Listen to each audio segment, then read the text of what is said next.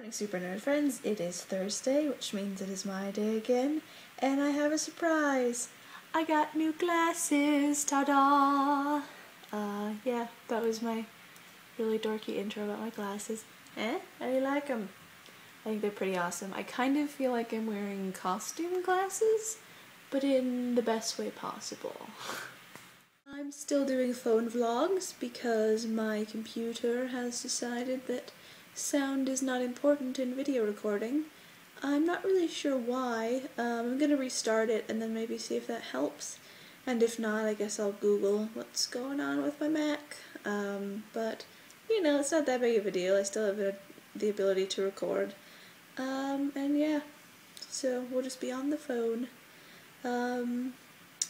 What was I going to talk about? I have some of my wonderful glasses. I have my interview tomorrow for substituting, which I'm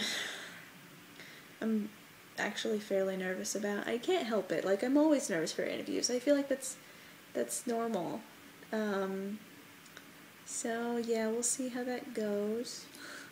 Hopefully well. I really hope everything is just fine. I think it will be, but you never know. Especially since if this doesn't work out, then I'm gonna need a backup plan, and I haven't thought of a backup plan, which kind of makes me panicky because I'm like putting all of my chips into one bet and not saving any for anything else. And I mean, it would be horribly difficult, I think, to find a job, but you know, I would rather not have to find a different one since that's why I came here.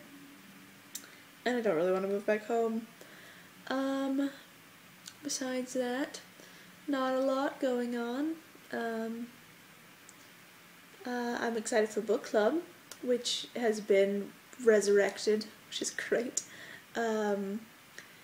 Becky, I admire you for still trying to complete Diamond Age. I hope that works out. I also have some new suggestions for the hat, and if you have any new suggestions, then I suggest you send them to me on our little Facebook thing, or like on our message or whatever. And possibly, I need to go look through it to find the old ones because I lost the papers. So yeah, but for now, I think Becky has decided we're going to read Perks of Being a Wallflower, and I think we've set my next video, so Monday, to be when we start talking about the first part, which is like page 39, and on the PDF it's like page 48 or something. So yay! I'm excited. I started reading it and it's really interesting. I think I read the first letter, or I guess it's the first journal entry, and I like the style, and I don't know, I'm just kind of fascinated by it, and I feel like we're going to have a lot to talk about, so it's going to be fun. Yeah, I know I've said you read a lot of books before, Haley, because before I was saying you read too many, so you're like, oh, it's the classic trope of this and that, and I'm like, yes, because you read too many books, I feel, sometimes.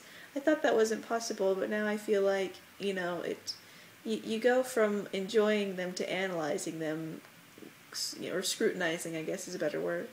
Not that that's a bad thing. I think that you still enjoy reading, obviously, or you wouldn't do it. But I definitely think after a while, you know, certain genres especially lose their magic once you've read so many, you know? Which is why I think I wasn't excited about Hunger Games, because I think I read a lot of dystopian fiction, a lot of other people don't. And so they were like, ooh, this is so new and interesting, and I was like, I've read this before and someone else did it better. So, yeah, I understand. Becky, I'm excited for you to be started with classes. I hope you're excited too. I know it's not for a little while, but I'm sure it'll be fun.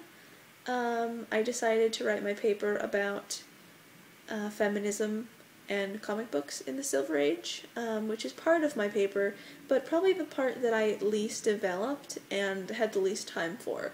So I'm interested in doing that. That should be fun.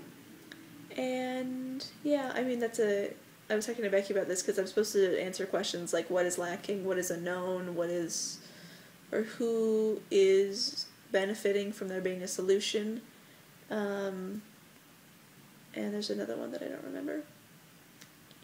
But it's fairly obvious that what was lacking was strong female role models and a sense of equality between people, socially, but also just like within the mind that someone, that men were better than women at things. And I mean, I talked a little bit even in my presenting of it that we still struggle with that, and it's kind of painful to me, especially since I'm not even a big feminist. Like, I don't know, I feel like where we're at is fairly decent, and I'm not gonna complain about it because I know it's been so bad before, but there's definite space for improvement.